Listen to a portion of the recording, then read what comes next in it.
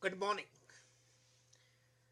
I think we are in a very interesting time. Interesting because all the concepts that we hold dear to us are either losing their relevance or losing their credibility. Canada has always been very vocal about multiculturalism and non discrimination. How about thinking that in reality it's a reverse discrimination that we are witnessing around? And at the same time, we are making a mockery of the so called concept of multiculturalism. Two recent court judgments in Brampton, which is a virtual mini Punjab, show how indiscriminate we have become about reverse discrimination and how warped our ideas and concepts are about multiculturalism. Multiculturalism means giving equal respect to each culture.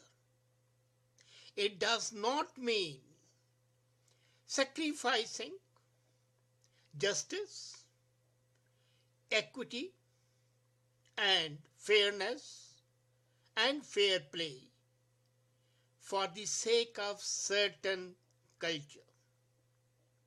Honor killing earlier was seen to be a cherished culture, but the government puts its foot down and honor killing was treated as a crime. Despite the plea of the defense that the people have been attuned and culturally motivated to accept it. But coming back to the recent court judgments, I was really horrified. There were two cases, both of drunk driving. In one case, the guy was so dead drunk and driving that his turban fell down on the street. The police picked it up and took it to the cell.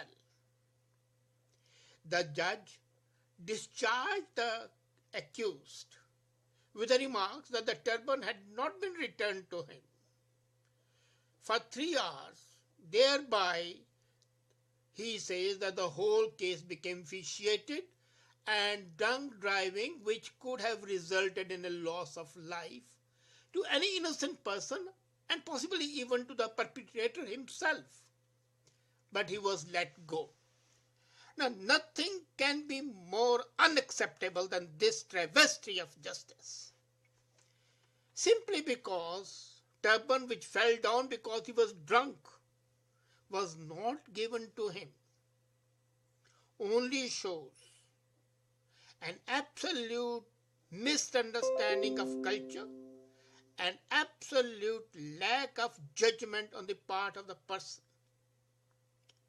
This is putting a premium on turban at the cost of human life. Enough is enough. Now coming to the second part. Another guy, again drunk driving, was discharged on the very specious plea that at the time of his arrest, he was not provided an interpreter. In no other place, in no other country would it ever happen that a man who doesn't understand the language, first he should not be permitted to be a citizen.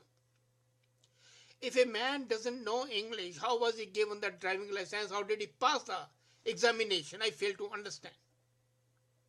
That means he should have been charged for getting a license under fraudulent conditions. But here he is discharged. Secondly, is the police to arrange for the interpreters of 144 languages that are spoken in Toronto? Is that the job of the police? Secondly, even if the interpreter would have been there, Would he have changed the circumstances of the man being drunk? It's a legal medical case. Either a person is drunk or is not drunk.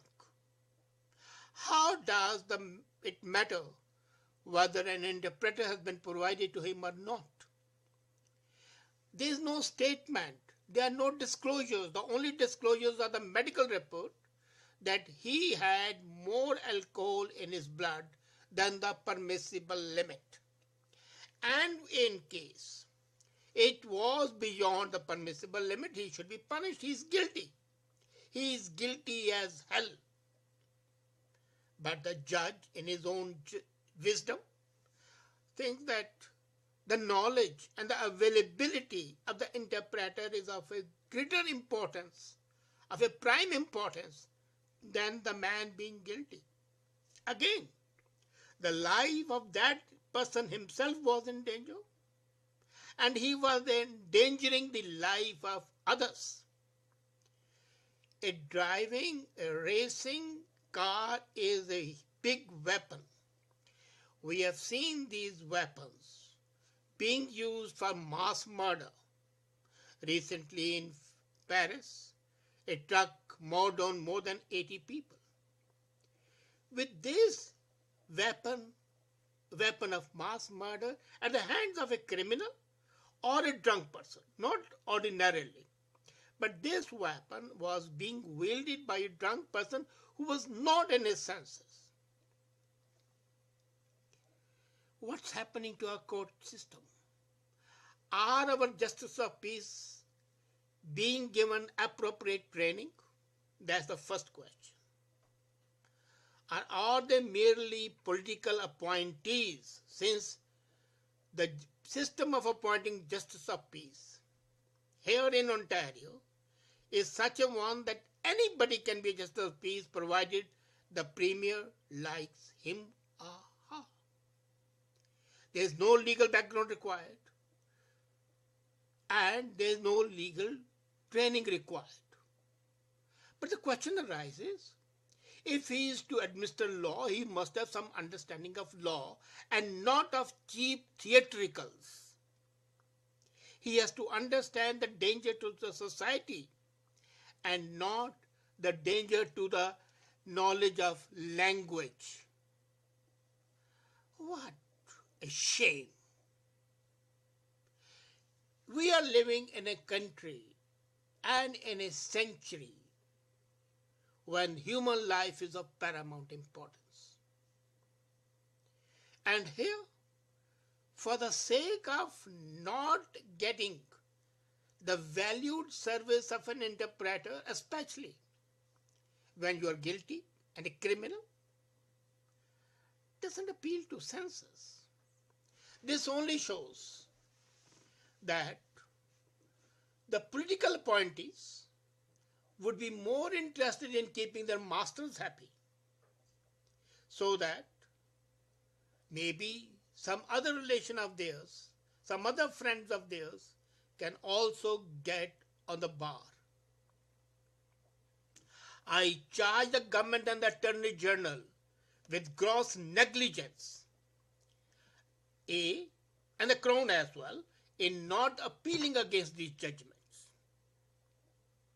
If the Justice of Peace had given and exonerated those people on these specious grounds, the Crown must have appealed for a wrong judgment delivered. It did not do so because it was not politically expedient.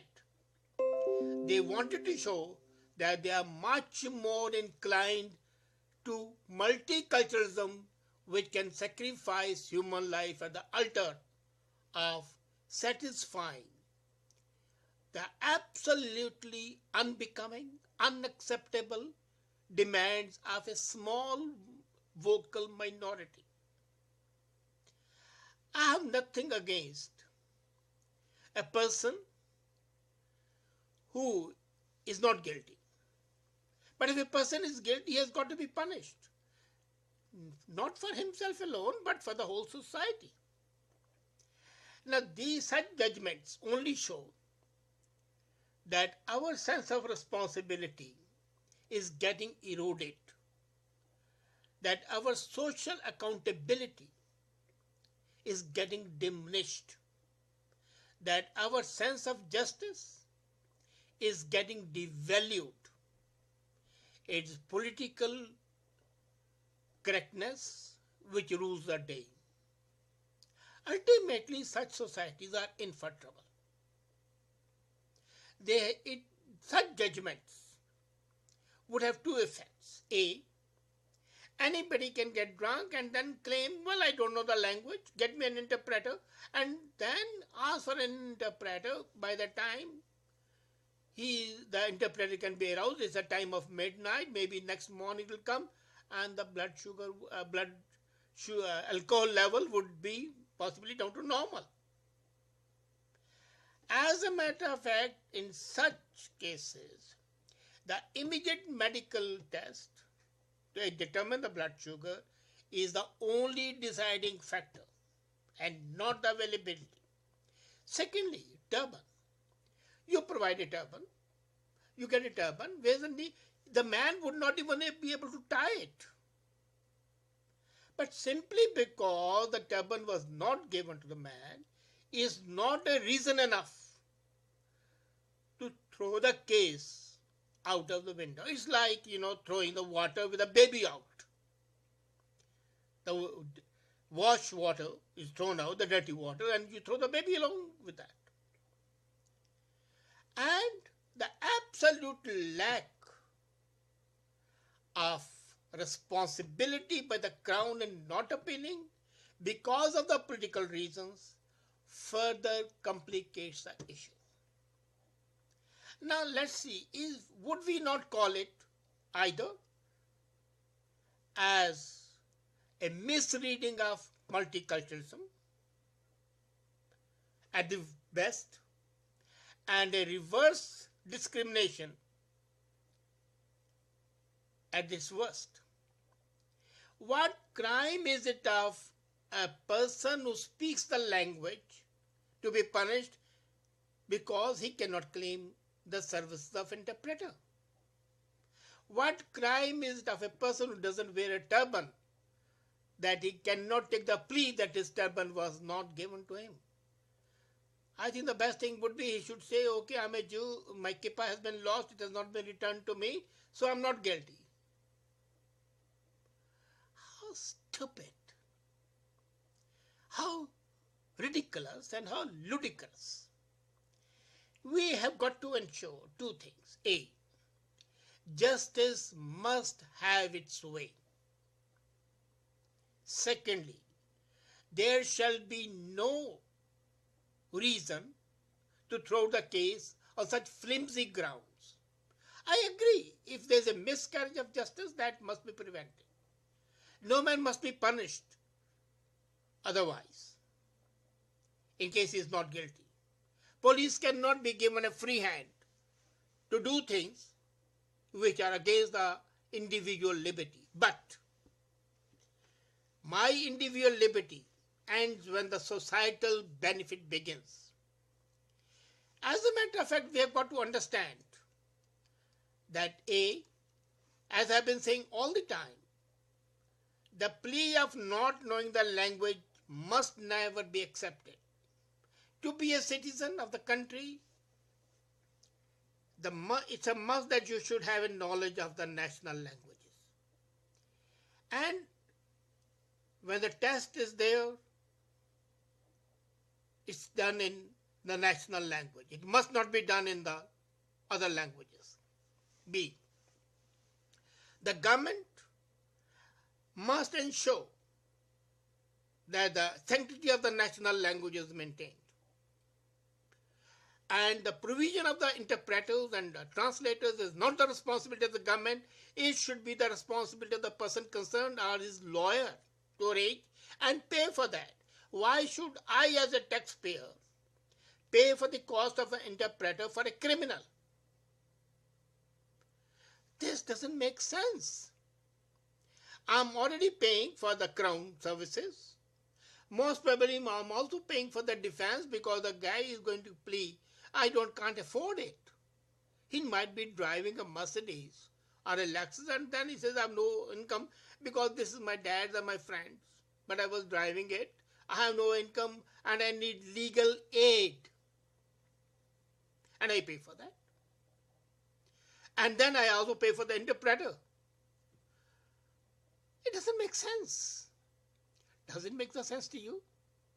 This is a time, you see, such situations, if they continue, would naturally give rise to anti-immigrant, anti-multiculturalism attitudes. Every action has an equal and opposite reaction. How long would the discriminated original Canadians continue to tolerate this insidious way of multiculturalism? It's time we wake up. We wake up to the reality and to the facts of life. We wake up to the fact that we are all covered by the same law, and there must not be any extenuating circumstances or reasons. That's the way the nation shall survive. That's the way the civilizations survive. Not the way by discriminations or reverse discriminations, but by equity, fairness, and acceptance of the established norms and the laws. Thank you. Think about it anyway. Bye. See you tomorrow.